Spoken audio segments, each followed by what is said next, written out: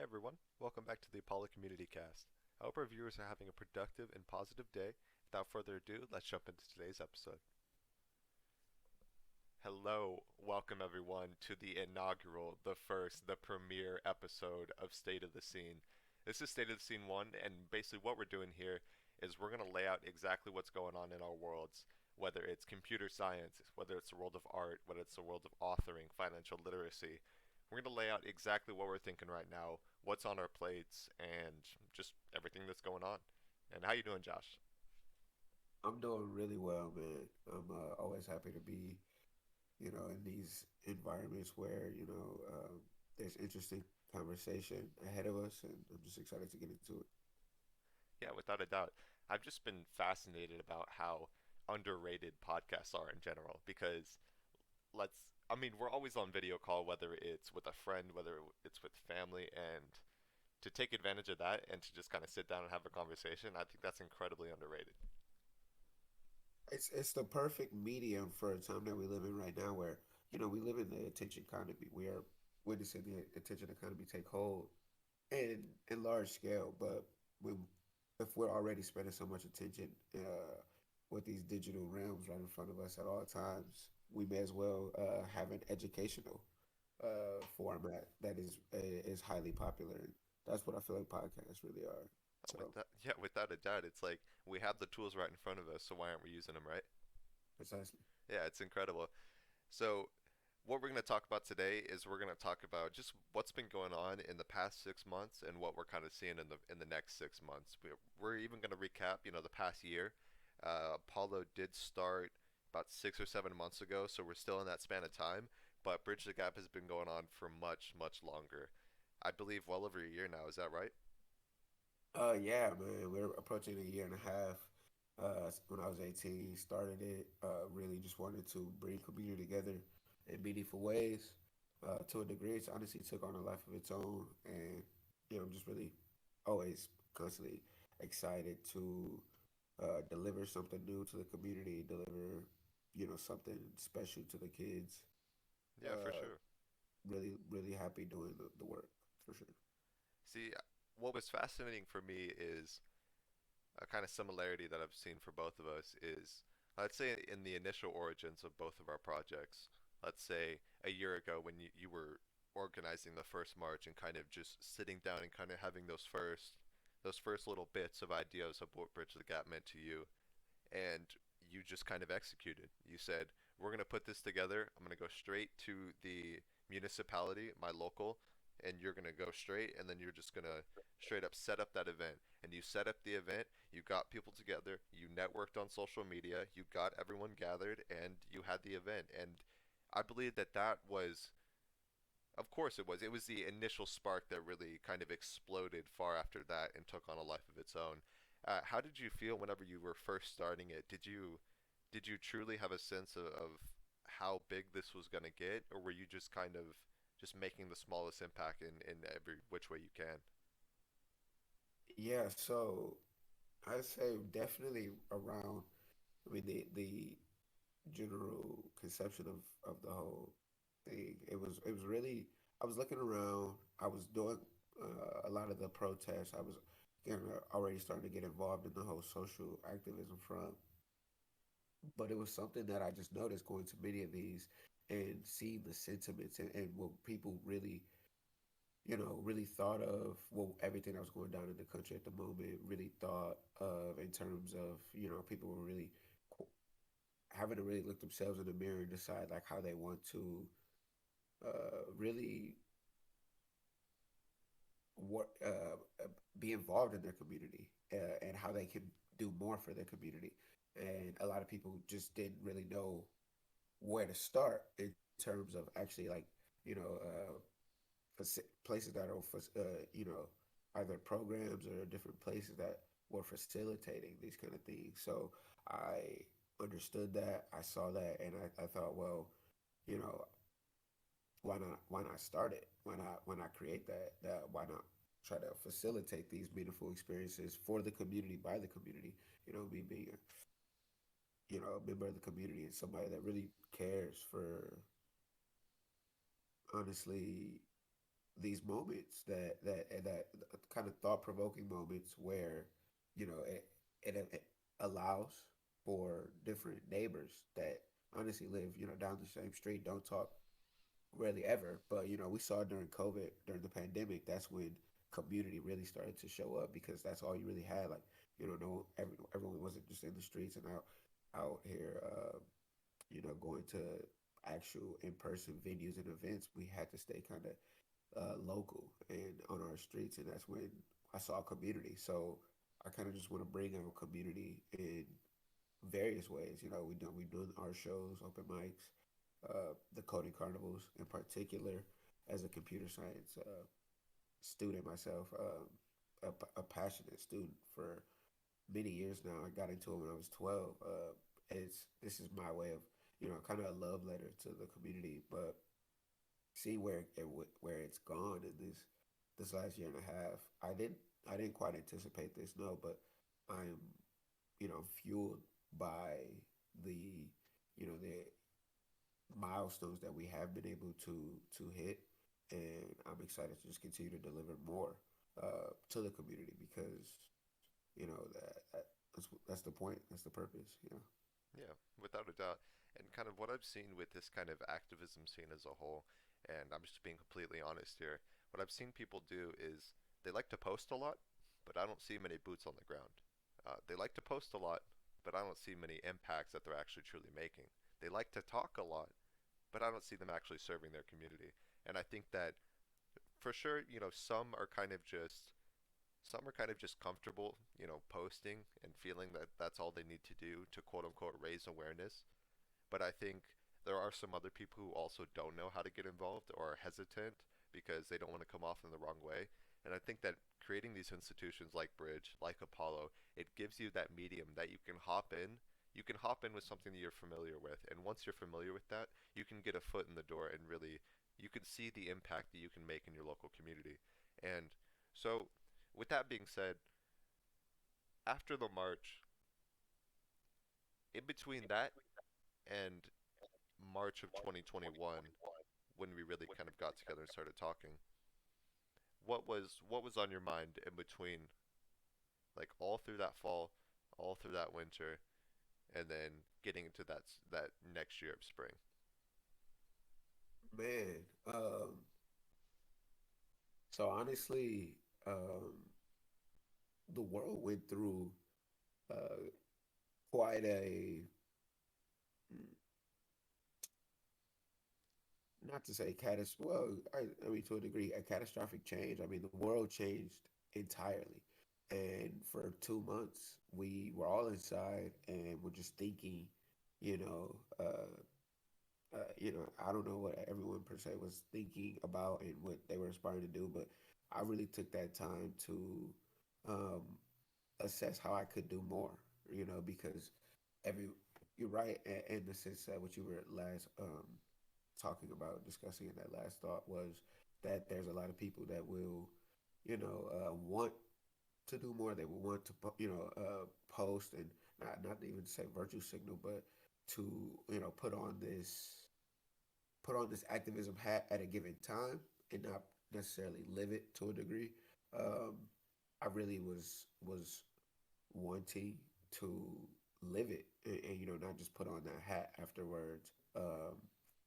But that for I'd say definitely out of pandemic and throughout the rest of the year going into March, especially when I had already put on the first art show, but just knowing that while I love computers and I do love art to a degree, I saw your vision and that you are an artist yourself and that you are um, intrigued and in love with art in the same to a degree that how I feel about computers. It was pivotal that we continued our conversations to the point where now we directly collaborate as Apollo is entwined as our art department, art avenue and bridge the gap because what it boils down to it me spending all that the last year thinking about community and how we can bring community together.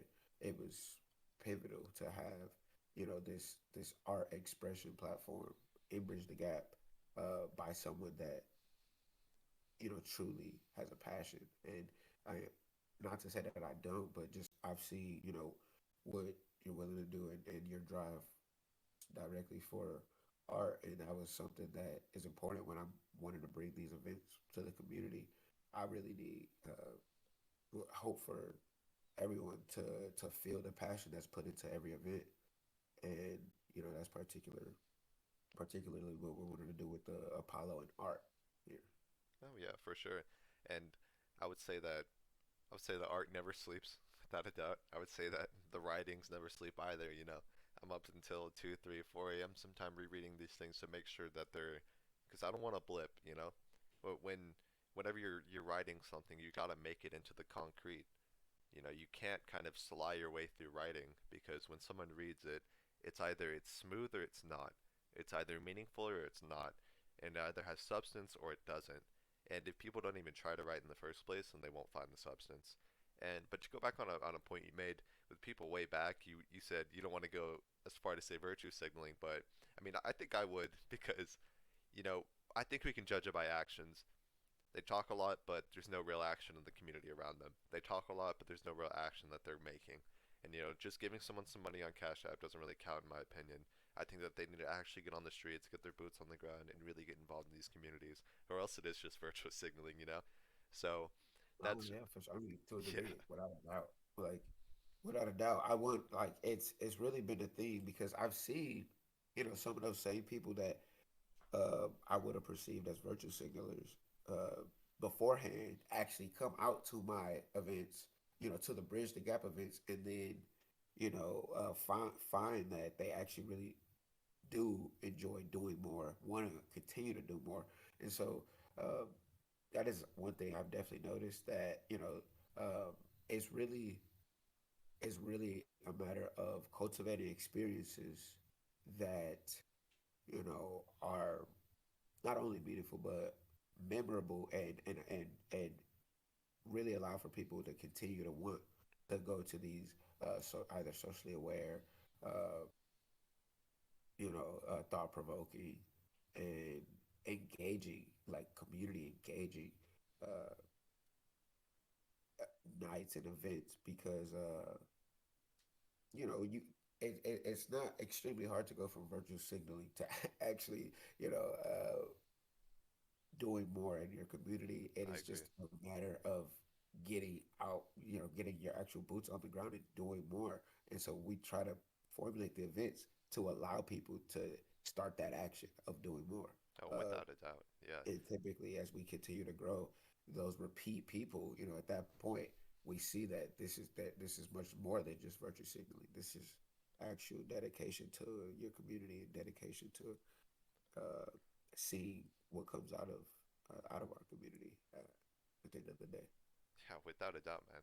I think there's three ways we can really judge it, right? You have the intent, and the intent can be seen through communication on social media. Maybe some people that may get called virtue signalers, they have good intentions, and then we cross over from intention to actual trying action, and to make that action to try and make a result.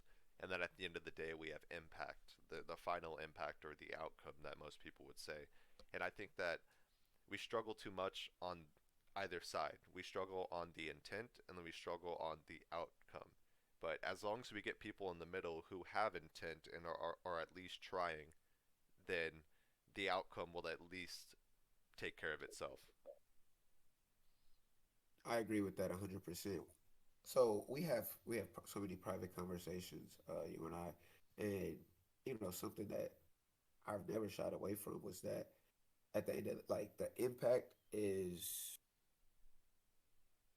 first priority. Impact, that, and to a degree, it was integral to become a nonprofit and be incorporated that way. Uh, you know, there's a lot of there is a lot of ways to go about running something like this that malicious intent could come into play, and that's something like integrity means so much to me when we're talking about delivering real impact and attempting to really show put people on show people a different way. uh, really be that inflection point in lives for the youth or for um, the open mic that night. You were there with me, filming the entire time, uh, and you actually went on and went on stage, went in front of the entire community and performed your own writing. And you performed your own,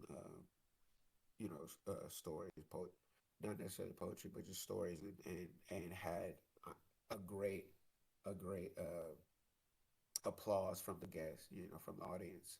And I know that night meant something to you, meant something to everyone that performed there. There was a lot of testimonies. In particular, uh, there was a man that played piano, and he was really, really awesome. And came up to me at the end of the night, and he says to me, uh, if you remember, he was talking about some sensitive subjects right before playing, talking about wanting to end his life at one point, which was definitely sad to hear. And he played with so much emotion and vigor, like you just felt for him.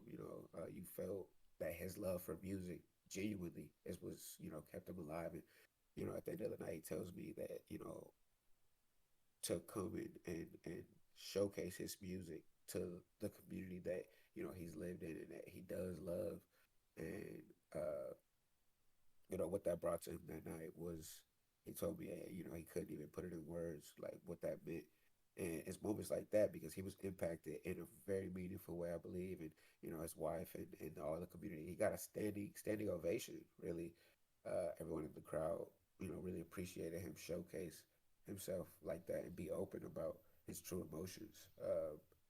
You know, a room full of people that he really, honestly, probably had not known more than a few people before that, but over the span of that hour and a half, and honestly, we all grew closer to each other. We learned a bit about each other. That to me is what is so meaningful. I mean, to have you go on stage and I know at that time you had not done too much crazy public speaking. Months later, you went on to do the NBC, so you got you got more experience. But I'd say, like, definitely that was something big for me to see that you went up there, performed it. Uh, Really, it looked as if there was no discomfort, there was no nervousness at all. But that was impact. Again, we go to impact, like, for me to see that was big. And for all the audience, they appreciated you going up there. A lot of different avenues of impact honestly take place. And uh, that's what we do it for. And that's what I want to invite people to continue to come out for. Man, I could not agree more. I actually had a conversation with him after, and I talked with him and I shared the info that I was a bass player, and he really liked that. It was a connection after we were able to talk a bunch and kind of just kind of share, and there's this kind of idea of the flinch, and the idea of the flinch is like before you jump in a cold shower, before you jump on stage to speak, before you walk in that interview room, there's that one moment where you either turn back or you make it and go it in. So it's kind of like you just got to commit, And I was incredibly nervous. I was incredibly nervous to jump on stage and give, number one, an extremely heartfelt speech to someone who in the past was actually suicidal. And that was kind of the entire inspiration for it, because at the end it's talking about taking it day by day, because that's all you can really do. And then after that, I gave a separate writing piece that was a lot more public. It was on a social media page, but that one was really about people facing their fears and the regret and the tragedies of life are what makes sure you don't step in the same hole twice, and you get your bearings and you rise up like a phoenix and basically become reborn. And so I was talking about the Chinese symbol of the phoenix, the Fong Wong, and I was just talking a bunch of that, and it was absolutely incredible. And I think the biggest thing about these events is, like you said, people walk in, they maybe not even, you know, I could not recognize more than 50% of the people in the room. I did recognize a bit of people from my community, but overall, because as you grow older, you definitely, you know more people. You recognize more faces. So I definitely recognized a lot of people, but it was still a room of strangers, more or less, because I hadn't really talked to them on a deeper level. And because of that, everyone in that room who performed, they walk in there most likely not knowing 70% of that room, but they walk in having a greater sense of community, having a greater sense of family within their community, and overall sense of connection. And I think that's really what we're doing here, especially at with art and everything, because art is an expression of your individual personal experience, and that subjective is laid out for everyone to see in the visual medium, and it's incredibly powerful. And even just go back a little bit, we're talking integrity, we're talking honesty. Most importantly, we're talking impact when people leave and when people walk away. And I think overall there, we're really just talking about reputation, the impact that we're making and what people think of the work. Because if people see the work that we're doing and forget all the BS translations that people say of activism and stuff. If they judge us specifically for what we're doing over here, then they see that there's no smoke and mirrors. We're just being honest, and we want to have an impact, and we're going to continue to have an impact. I couldn't have said it better myself. I mean, there's, um, in this work, of course, to a degree, we are putting on events for the public, and we are open and up for public scrutiny at any time. Something beautiful is that through the grapevine, haven't heard much public scrutiny at all. I mean, honestly, because the work that we do, you can tell that there's honestly a passion and honestly love put into every single environment that we inhabit. Is really bridge the gap. Like the sentiments, we there's no reason for us to even talk about these controversial, polarizing topics. We just want to bring real. Uh, we can provoke thought without giving negative connotations to anything, and that's at bridge the gap. There is typically never any negative connotation or scrutiny being discussed. It's truly about good times. I want every event to be a really great time for I everyone involved. Yeah, man, I totally agree. And I think it's because we don't treat people based on their identity. We accept them for who they are. And whenever someone walks in that room, if anyone gets harassed for who they are, that we ain't gonna stand for it. You know what I mean? And at the end of the 100%. day, we cut through all the bullshit. People have imitations, and they have their certain perspectives of what they think this work is. And sure, maybe for some institutions and other institutions, they're not doing the exact same thing we are.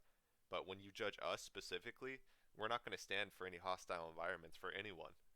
We are going to elevate people's work. We're going to give people a platform. We are going to continue to make an impact. And we cut straight through all that BS, and we just put the boots on the ground. And I think that that's what some people are really missing. They like to talk a lot and they like to, just go back and forth so much. But how about we just keep putting the boots on the ground, and get more boots on the ground? And that is precisely what's taking hold every day behind the scenes. I mean, we're putting you and I, the rest of the team as well. I mean, even at Fuel the Future, it's honestly diligent work we put in. Like there's no time for child's play because this is what's being assembled, what's being put in preparation quite consistently and constantly. Like it's very serious to everyone involved, and that's what we honestly want to showcase. What we wanted to be implied with everything that we do. That this is just top of minds and deeply and thoughtfully crafted every time. So much, man. Most certainly. I I think that can be our intro. That was a bit longer than I was expecting, but I think we really covered what we're trying to. This is the first state of the scene, so we got to talk about the state of the scene, and that definitely includes the past 2 years. For sure. All right. So I think I'm jumping to my first few questions for you, and then you can answer as little or as much as you want on these, and I'm just gonna go right into it. You ready? I'm ready. All right, let's go on it. So talking on Bridge the Gap, what has been your biggest takeaway over this past summer or this year as a whole? Okay, okay. I mean, honestly, it's the last year and a half has really been a crash course in both networking, social work, um, business management to a degree. Not necessarily, not in terms of, you know, uh, financial numbers and whatnot.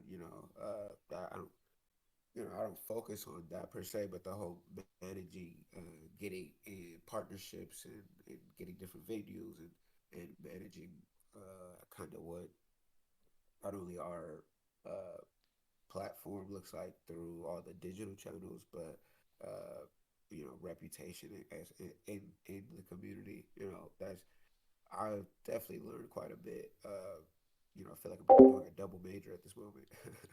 No, but it is something that I love and I'm passionate about. So I'm going to continue to grow in my knowledge in it and continue to take away great tidbits of knowledge. But in the last year in particular, I can go. I can confidently say it's probably been the biggest lesson has been in networking, man. Like when you really think of it, at every bridge the gap um,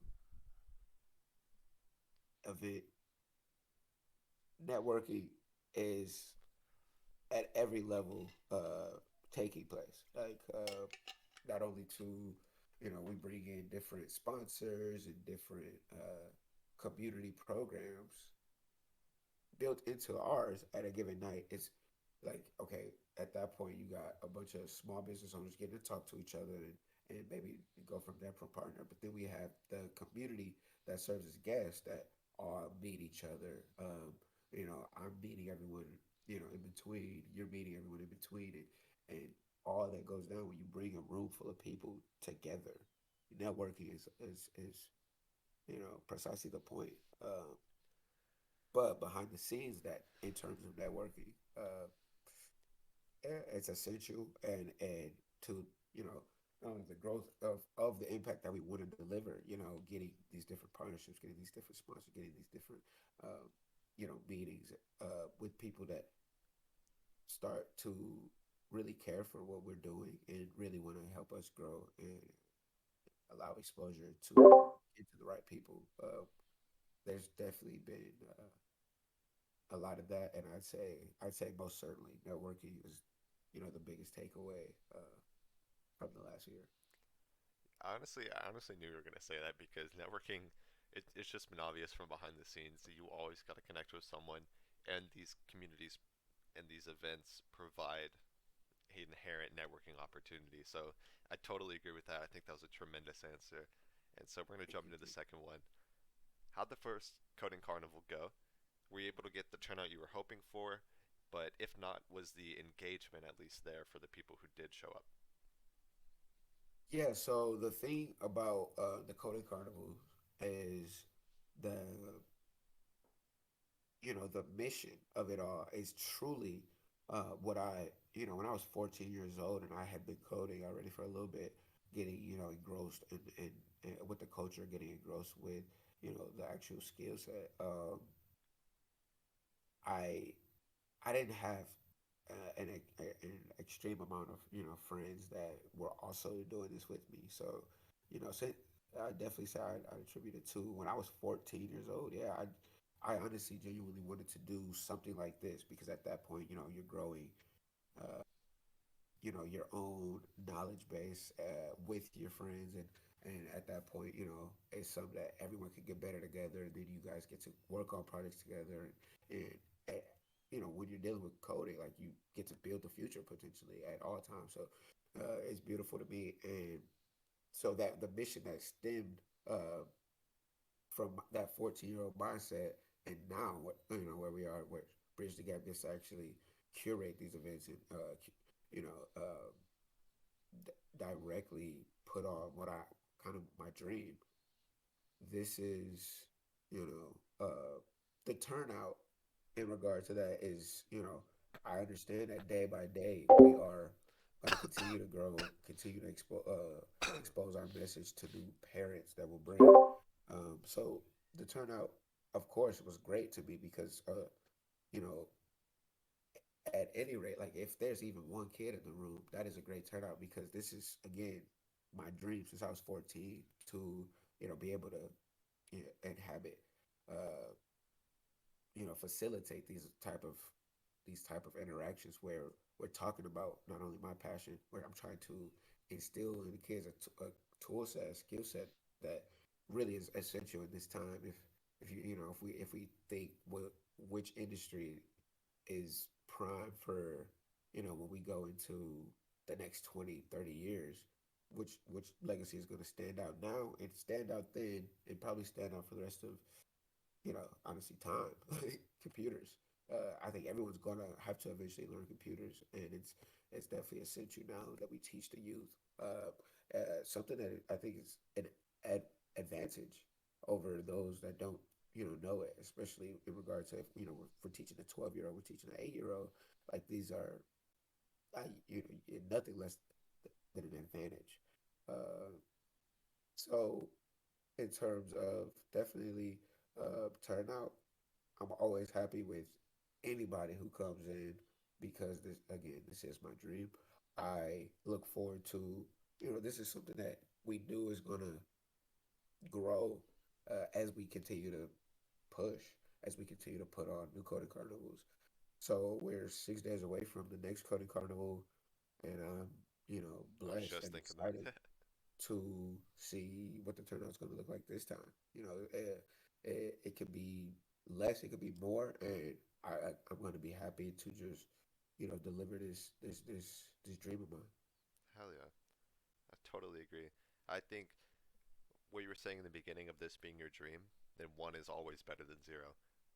Even if I get one like on an Apollo post, one is better than zero. As long as I know that at least one person connected with that post enough to engage with it in the same way that at least one person or parent connected with the Coding Carnival at least enough to show up and engage with it, then I think that's just, it goes so far for us. Oh, 110%. Yeah, and even as you said, when you were about 14, that was really the seed that grew into today. And I totally sympathize with that because when I was a kid, I'm not going to say who, but I had people around me, more one person more than others, telling me that you cannot be an artist and be successful, telling me that the starving artist trope, and there is some truth in that, but with the revolution we're seeing now, then I have to get my feet wet, I got to join in the fire and join the dance.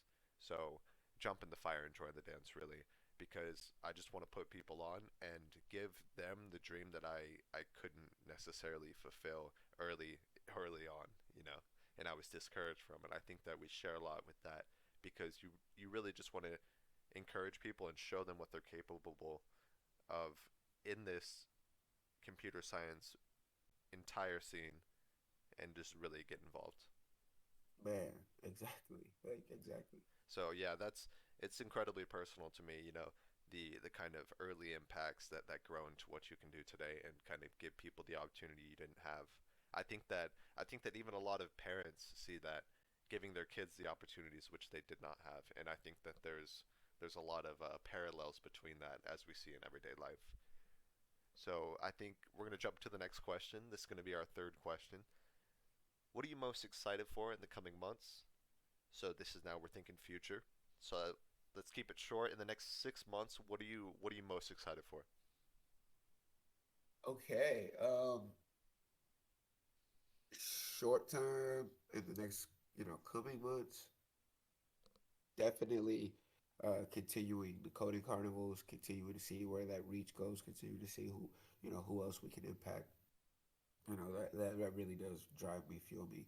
Um, we are we are working to get bridge the gaps, course inside of Detroit public schools. I've been meeting with them, meeting with multiple connections in Detroit, which is my hometown, for for the last couple months, and really just hit in gear this past week with the last meeting. So I'm super confident about getting inside of Detroit in a meaningful way. And to a degree, in the same way that we impacted this part of DFW. So most certainly excited about that. And then towards the end of that 6 month period, this has not been released publicly yet.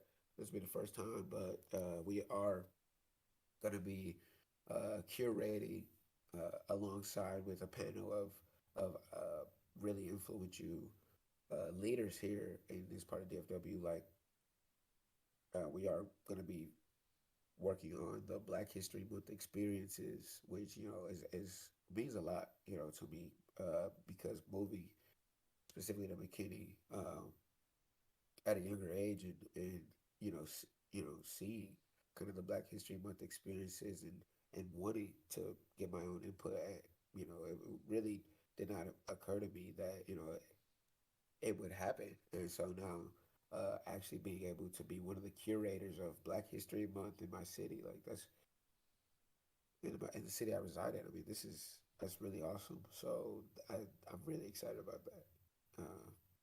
And for the next coming months, I'll be working on that diligently with several other community leaders. So I'm super excited about that. Yeah, that's going to be tremendous. I think in Black History Month, maybe we can see if we can curate some good pieces for that as well.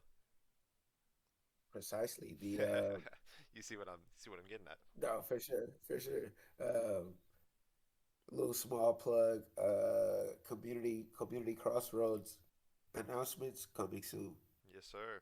We're gonna give a little sneak peek on that. Hopefully in the coming month or two. So definitely. And I wanted to speak. So you mentioned Detroit a bit, and that is your hometown. And I think there's something really meaningful and special. This has been portrayed through mythology so many times. Um, because I'm really obsessed with mythology, and I love seeing the experiences of the past and the lessons that we've learned from the past kind of get immortalized within literature, within text, within different mythological ideas and everything. And there's something really meaningful about going to the place that you were as a kid and kind of putting that place on and elevating it to a whole different level than what you knew it to be. And that's been something that has been absolutely vital to kind of the individual's role, like kind of the hero's role throughout all of human experience. It's come up so many times. And so for you specifically, going back to Detroit and having the opportunity to elevate it and having the opportunity to put kids on in the computer science scene specifically, um, how much can you kind of talk about how much that means to you? It it really means um, it means more than I really can even put in words. Sometimes because my parents really set my siblings and I up for that a life that it was much more privileged than any of my friends back home at the time that we left. Like it has never been lost on me. What my parents really set us up for, but also they leaving all of our we left for the most part. All of my family lives in Detroit and has continued to live in Detroit.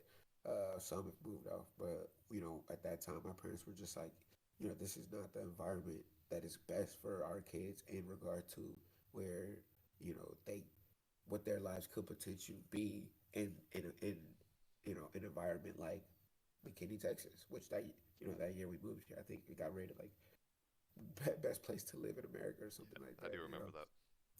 Yeah. So it's it's extremely important for me to you know a love letter to that city being trying to come in and bring this computer literacy course that again is essential. Like a lot of those kids don't even they really are what could probably be an insanely good at coding and just won't you know you have to think will just won't get that inflection point where someone shows them that wow, it's actually much easier than you would anticipate. Oh, let me let you get really good at this and maybe go get a full ride scholarship or go make something incredible that the world has never seen before. They don't even, a lot of times have that opportunity. So it's extremely important for me to try to offer that in any way that I can. I'm going to continue to literally for probably the rest of my life. At 20 now, I'd say I am I am I am more driven to do this than anything.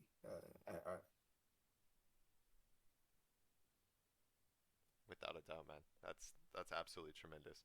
So what I'm really getting from that is that because of the opportunities that you were given and you were able to kind of the status you were able to attain from having been in a much more sheltered environment, it's either use that and use that opportunity to go back and uplift the other places, or else it's kind of just like, what are we doing, right?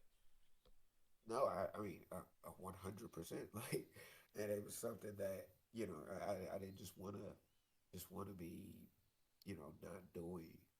not doing more. A lot of times it boils down to understanding that if I have the opportunity to do more, I must do more, because otherwise, what am I doing?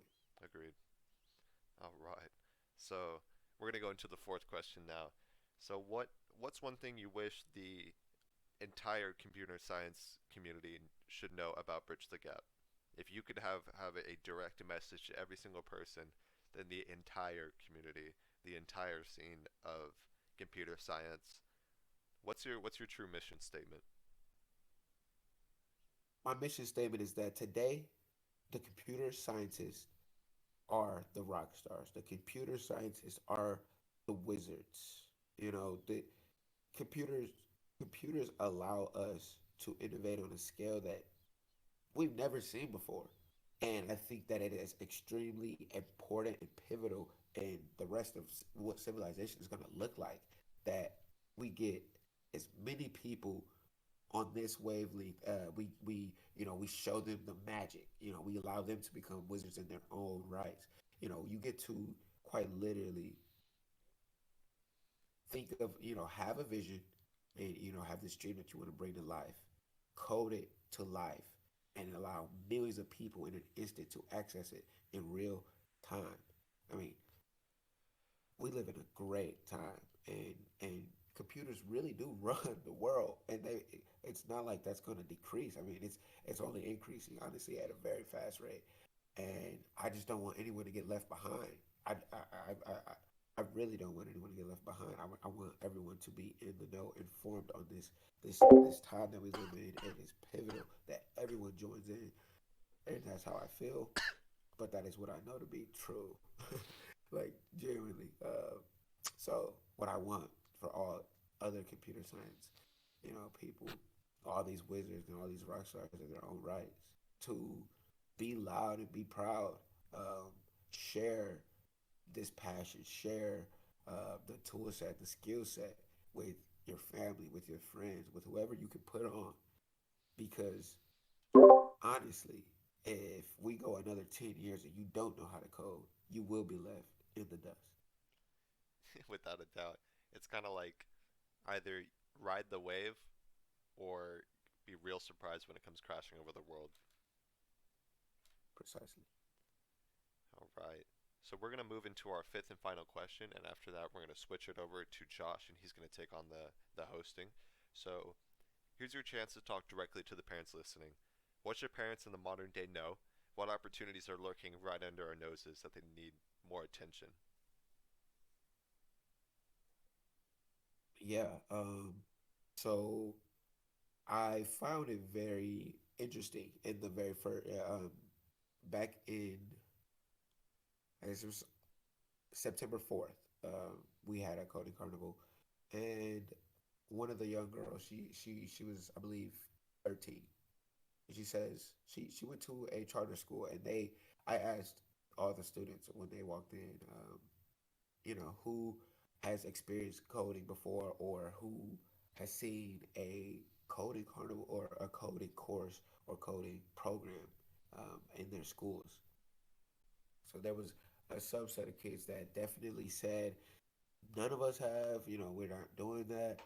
And that was, they were all publicly educated kids,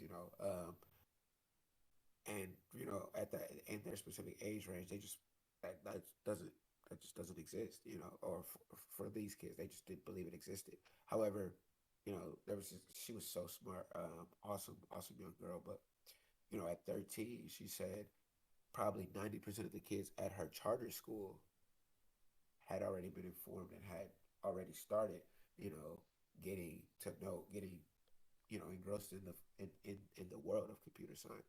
And I thought that was extremely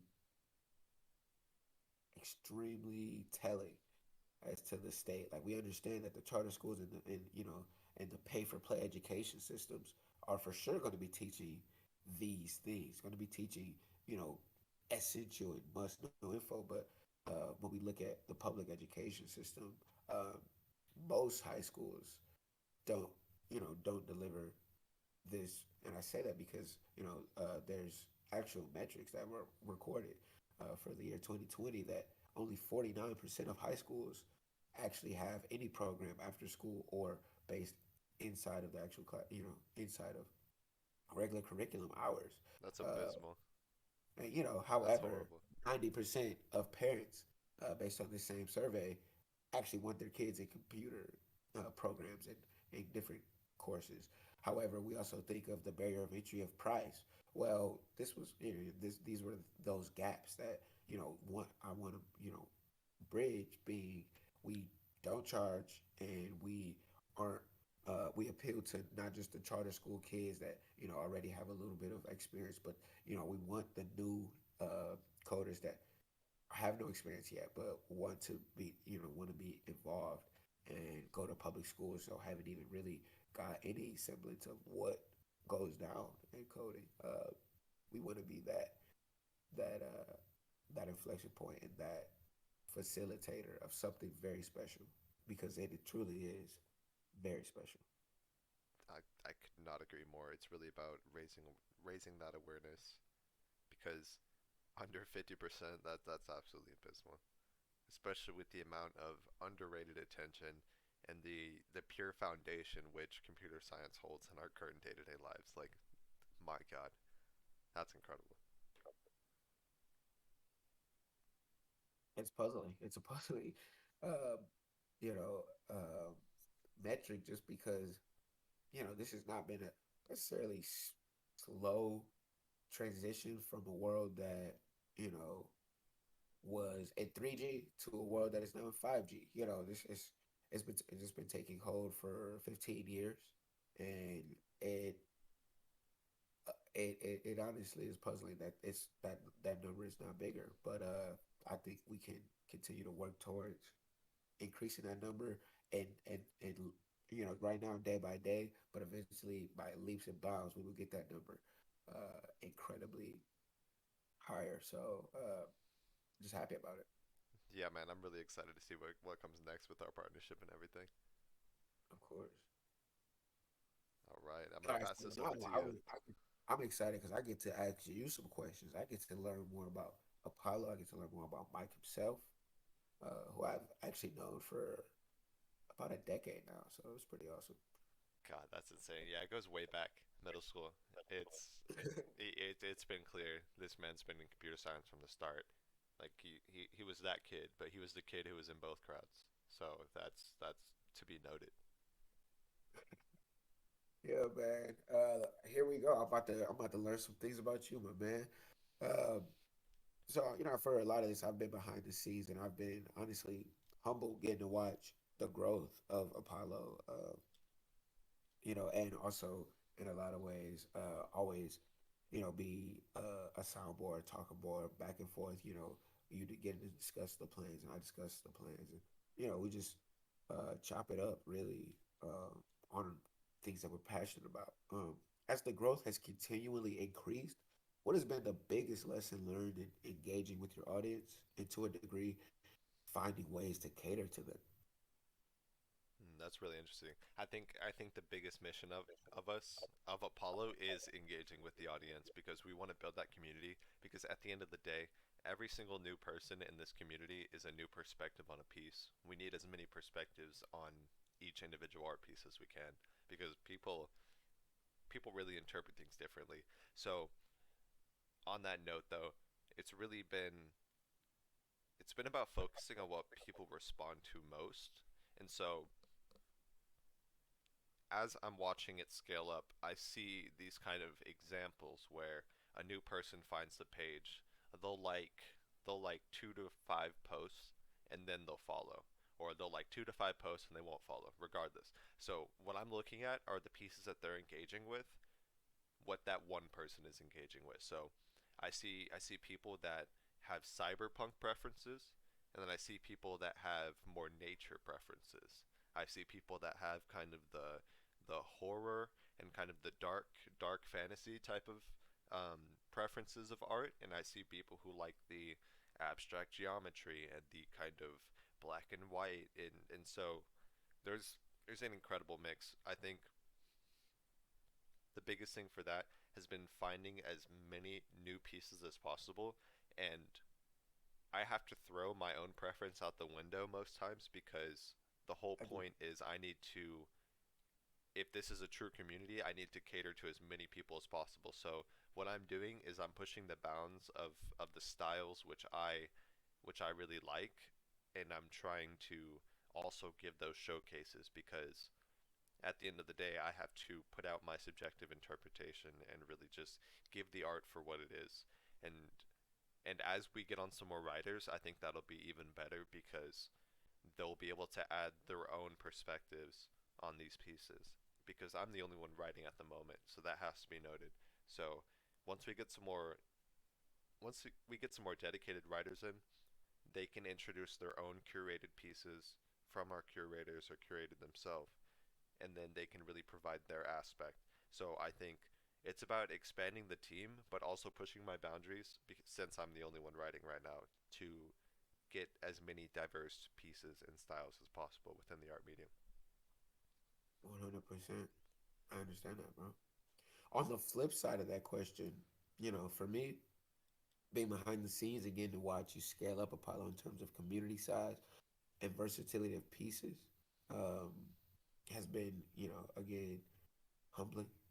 But what has been the one hardship, or really more so like struggle that you've experienced after delivering 5+ pieces a week for the entire year? I mean, I know you said you started in March, but really, I had, back in January, I feel like I was seeing these pieces pop up. So like the whole year, like really, we made it to we're days away from October. I mean, you've your page is now at what they near 200 pieces. What has that been like? God, so I think the hardest thing personally has been time management because I underestimate how much I have to say on some of these pieces. So that's what I was saying earlier. How I'm staying up until fucking 4 a.m. sometimes. Excuse me for that, but you know what I mean. It's like I'm up until 4 a.m. because I realize that I'm posting tomorrow and I have more to say on the piece, and I don't want to lose what I have to say on that piece, so I gotta write it down now, type of thing. And you write it down now, and then you get an idea on top of that because your idea before that was foundational to your next opinion on the piece. So then you really just develop the writing as much as you can, and that's how I've kind of developed that and kind of gotten in the pace to be able to do that so often because I'm writing. I don't believe I'm critiquing art. I don't believe I'm a critic. I think I think I'm documenting art and saying what's in front of me. I am saying what's coming from my perspective, so that has to be noted. But as more people come in the community, hopefully I can get some more perspectives on these pieces. So I always encourage comments and everything. So it's really been the time management to be able to write so much. So I end up underestimating that and staying up a lot later than I anticipated. And because now I've grown to about we're talking 6 to 8 paragraphs per piece. I max out the Instagram one every single time, so that's pretty annoying. So I hope to switch to a website and have the full length pieces that I have everything to say. But at the moment, it's been the time constraint, and also the really the character limits, to be honest. I get that. I do. I mean, I'll tell you this. You know, as an avid fan and watcher and viewer of the gallery that's being built in real time in front of all of our faces, we do appreciate, of course, time constraints. I understand a bit on that too, but just appreciate the work, man. Like we appreciate the work. You know, I think I speak for the entire 2000 strong that it's appreciated. So just let that fuel you, bro. Yeah, For man. real, for Without real. it, I mean, I'd say I'd say it wasn't the time constraint. It was more so my personal time management because my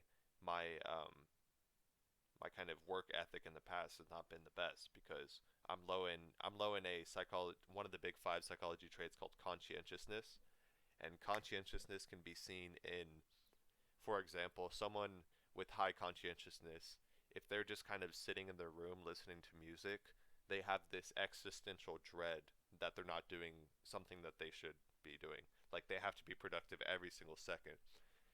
Those are kind of one of the natural five determinants of who you are. And I specifically have kind of low in conscientiousness, so I have to step up a bit more to try and do that. So my personal time management has been adjusted for that. I wouldn't really call it time constraint for me because a time constraint is like, oh, I have to post this by tomorrow. And if I'm telling myself that, then at that point I'm losing the passion. And if if if I have to post every other day instead of every day in order to have a substantive and like real piece, then that's what I'm gonna do. For example, this podcast is running later than I expected, but I absolutely love it because we're having a real conversation. And because of that, I haven't reread over today's piece as much as I'd like to. So for today, I'm not going to be posting. So I'm going to have that for tomorrow instead. So I try and stay extremely comfortable and flexible on those time constraints because I know the gallery, like you said, it's building in real time, but the gallery already exists. It's about 160 strong, and we're really just going to keep building it continually. But I'm going to be patient on the pieces so I can have real substance. So it's not really the time constraints, it's more so my personal time management that has been extremely reined in and extremely trained over the past 7 months. I get that, dude. I feel an Hey, obligation to the audience.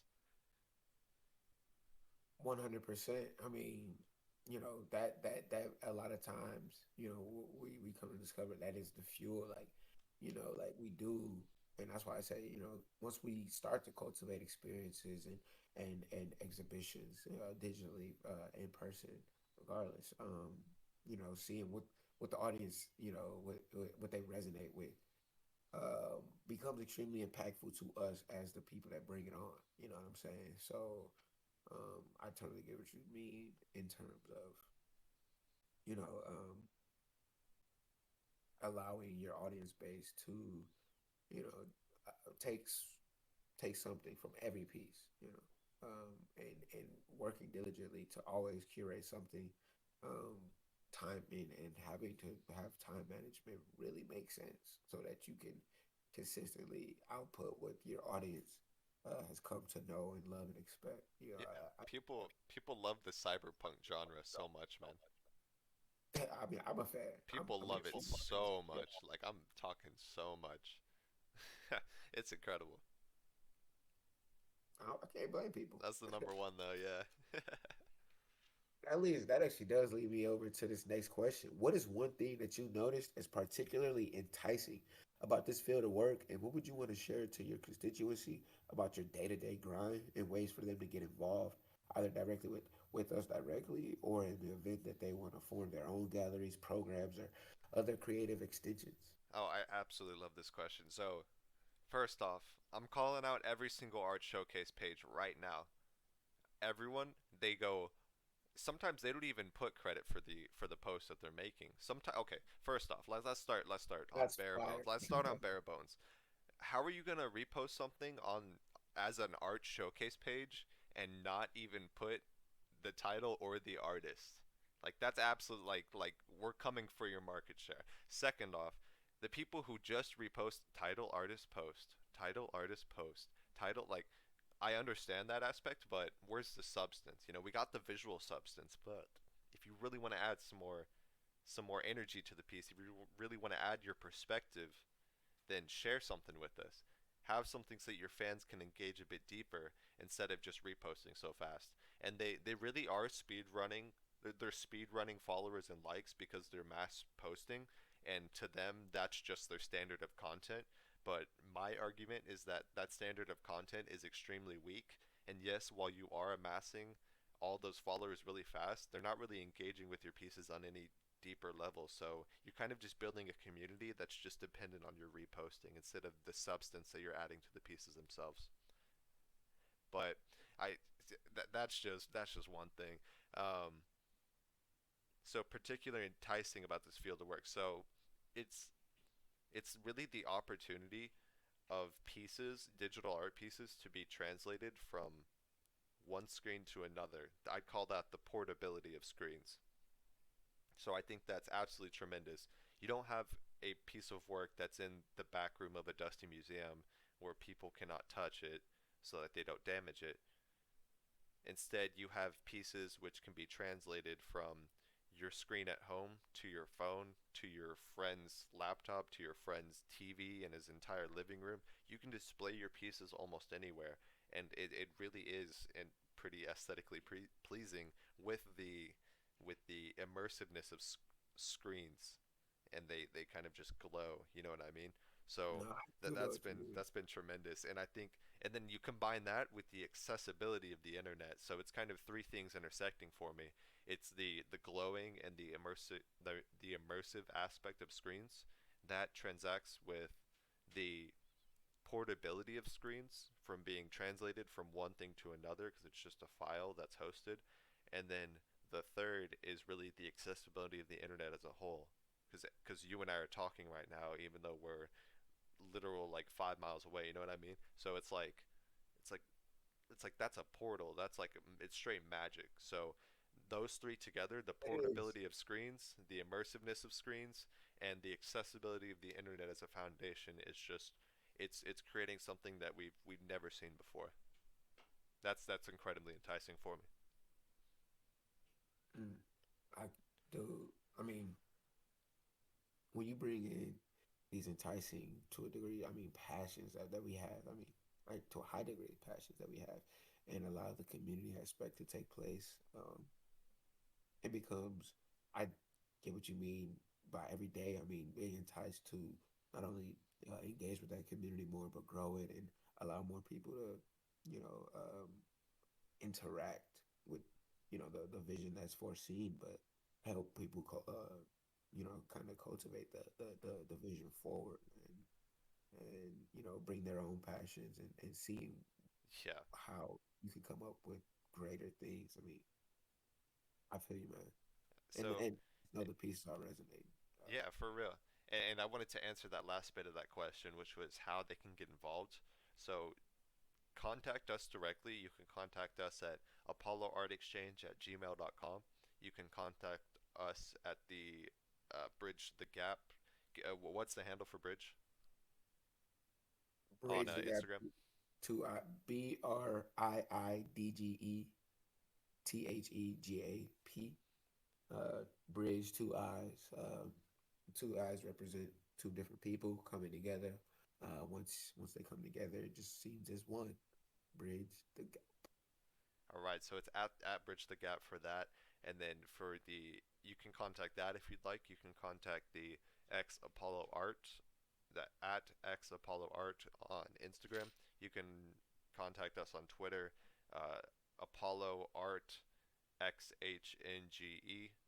That's at, or you can really you can contact us on any of those platforms. We're also on TikTok. We're also on Pinterest. We're also on LinkedIn.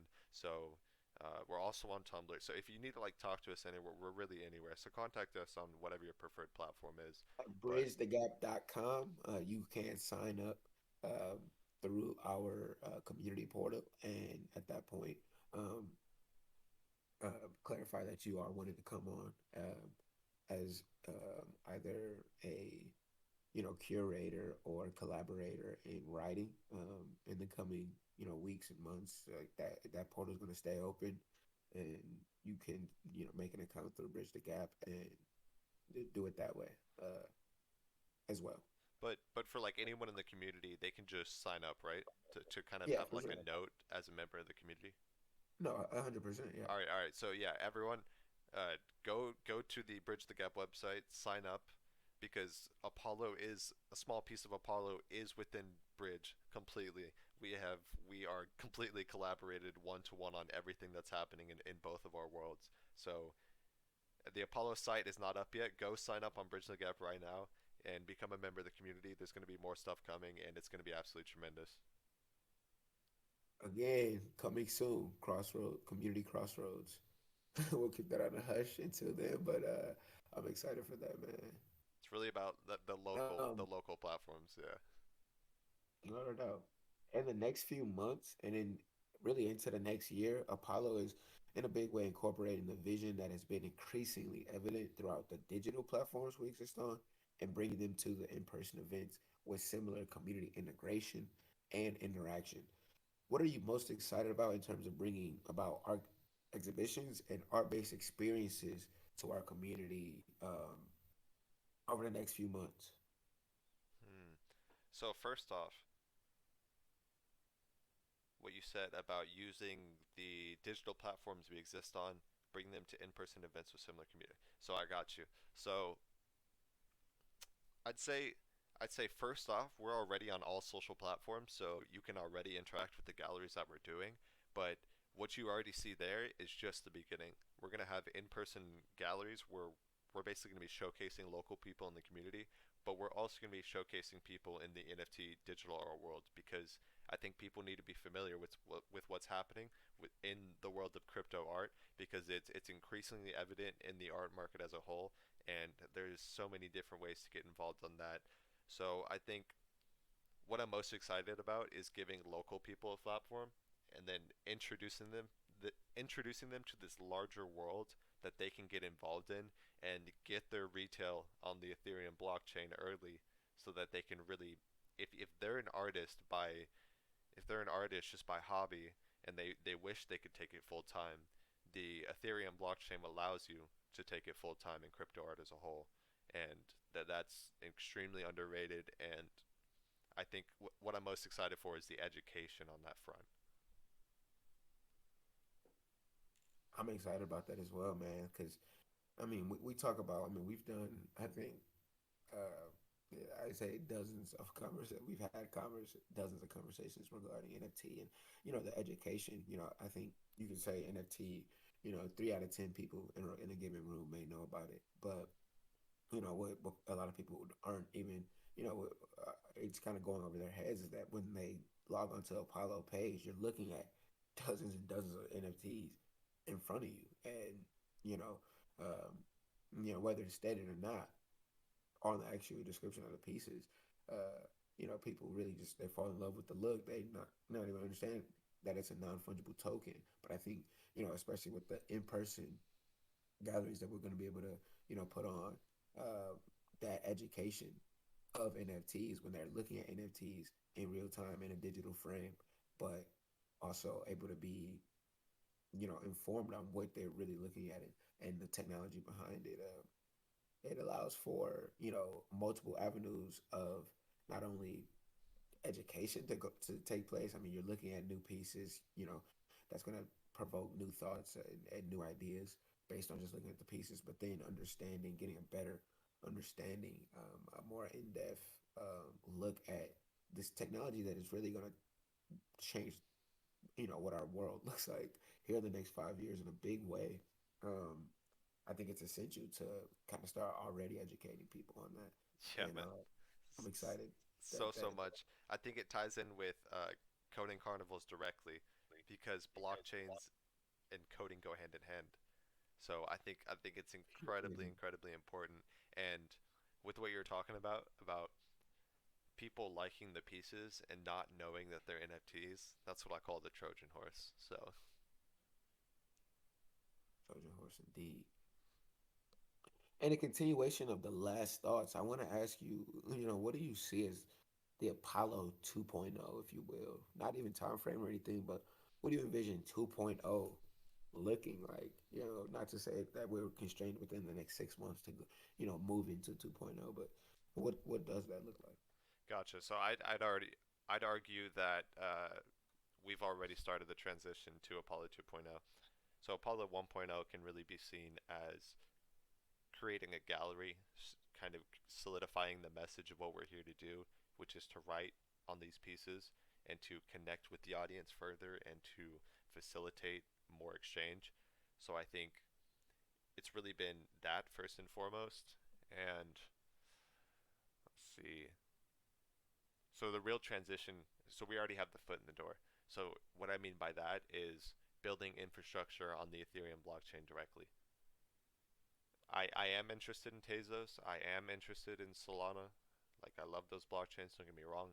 I do have investments in there, but it's really just it's the convenience and the sheer scale of the Ethereum blockchain and the amount of virtual real estate, if you will, that I already have in the early ecosystem of Ethereum itself. Because right now, I already own close to 40 pieces. I own 40 pieces on the Ethereum blockchain, and I have, I believe it's 13 Apollo community tokens live right now. So those are all on Ethereum, and so we already have the infrastructure. I have a specific token gallery that's on the Ethereum blockchain directly that can be viewed separate from Rarible, separate from OpenSea, and that's called Serene Sanctuary. You can view that on Rarible or OpenSea, but it sits on the Ethereum blockchain itself, and it's starting to build the infrastructure on the Ethereum blockchain directly through the JavaScript and Solidity programming language. And so once we start connecting MetaMask wallets, once we start building the infrastructure to really get the foot in the door and connect the two worlds, then we're going to continue to do that. Because Apollo 1.0, we're already working to connect the world because I'm uploading the digital art history. I'm uploading the physical art history of the past and the mythological, the cultural relevancy of the past into the increasingly relevant digital future. So I'm uploading from the physical to the digital when it comes to writing and art. But what really needs to happen is our continued architecture and our continued construction of frameworks and foundations on the Ethereum blockchain for Apollo Art Exchange and Bridge the Gap to both execute exactly what they need to do directly on this Web 3.0 platforms. Mm. I think that goes hand in hand with coding carnivals, by the way. I agree with you. I mean, they really are tethered in the same general mission idea of really just wanting to grow the collective knowledge base in these fields. I mean, and they're both particularly computer science based fields, but um, allowing people to understand the applications of both coding, of both NFTs. I mean, NFTs are really baked in with a lot of different functionality, a lot of different application of uh, what you can do functionally, but what I mean, you think of like what the scale of NFTs is going to look like in 5 years, 10 years. I mean, the applications are to a degree endless. So you know, and with coding, I mean, definitely endless application, and we don't even know what the future of coding is going to look like. Even 20 years from now, but I'm we know for a fact that it'll be a thing and it'll be it'll exist. So it's definitely just um, trying to grow that collective community and education base, knowledge base of everyone involved. Without a doubt, Um, it's really you just know, it's about that education and just keep doing it because we're not going to force kids to learn coding. It's going to be their own choice. So it's going to be tremendous. But we're just talking about for blockchain specifically. Blockchains work on JavaScript mainly, and then if we're talking Ethereum, it uses Solidity, which is a little bit higher than JavaScript, but they're very similar.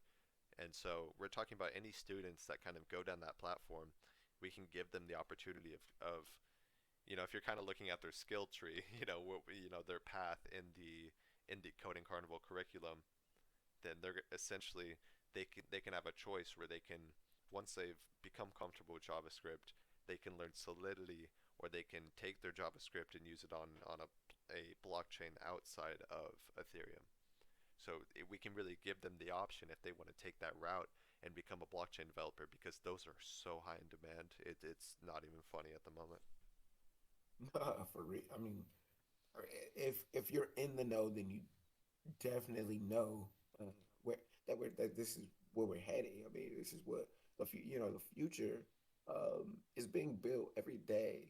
Especially when we're focused and locked in on these kinds of fields and these, especially when there's a passion to what we're learning every day. It's like, I mean, it's very easy and clear to see that this is where we're headed. This is where like civil like not only American but like the entire world, like this is the technologies and the frameworks of what's gonna run uh, our future. And so when I say like we want to fuel the future, I mean by every sense of the word, we mean that. And so yeah, it's important. It really is. I could not agree more. Uh, I think this has been a tremendous episode. That we covered so many bases, and I think this really sets the tone for what this State of the Scene series is really going to be about. No, I'm so excited to continue to come on and continue to have conversations like this. This was very fun, um, and I'm excited to see what the community thinks of this combo. So, how often do you think it'll be appropriate to do these? Do you want to do these once every few months? Do you kind of just want to keep it open? You just do it whenever things evolve. What are you thinking? Um, Really a mix out of both of those, just because we've tried it doing numerous or at least a few other podcasts, but things change at such a rapid rate, especially in both of these industries, like regarding this entire industry. So it's always going back to the drawing board, and times rapid advancements happen damn near every day, but you really look at it like uh, I think we'll really just know when it's time. So I'd say it's safe to say at least once, maybe twice a month. But from then, I mean, maybe I could see a time where we're doing this at a daily rate because there's so many rapid advancements taking place all the time. So you know, just getting a feel for it, seeing what the community takes from it, really enjoys from it. But I definitely love this conversation flow and look forward to doing it again. Yeah, man, I could not agree more. I think what we can at least promise the viewers is that we'll host a new State of the Scene whenever there's a major transition or a milestone that we're moving up on, or a big event that we're really about to kind of execute on. So I think we can at least promise that, but we just got to really see how the community responds to that. So I think that'll be really interesting. I agree. Can't agree more. Thank you for having me on, man. Um, everyone check out www.bridgethegap.com. Mike and are diligently working, and we're thankful for everyone that tuned in and is here along for the ride. It's going to be a fun one. Yeah, without a doubt. I'm gonna plug all of the socials, the relevant socials, the website, the link trees, everything. It's gonna be in the description of this podcast. It's also gonna be in the description of the YouTube. Anything that you need to find it on. And this has been a tremendous episode. I hope everyone has a productive and a positive day, and we'll see y'all next time. Catch y'all next time. Have a good one, Mike. Bye. Wow, you made it to the end of today's episode. Thanks for listening. If you'd like to learn more about crypto, NFTs, blockchains, or anything related to art, come hop in the Discord and we'd love to have you. Apollo Art Exchange is a digital art collective seeking to empower and elevate artists across all cultures within the visual metaverse through the use of writing, community, and multi-platform posting. If you'd like to get involved as a community member, please consider checking out our Apollo community tokens to support our work directly, get a chance at your own personal showcases. With that being said, here's a reminder to take it day by day, and we'll see y'all next time.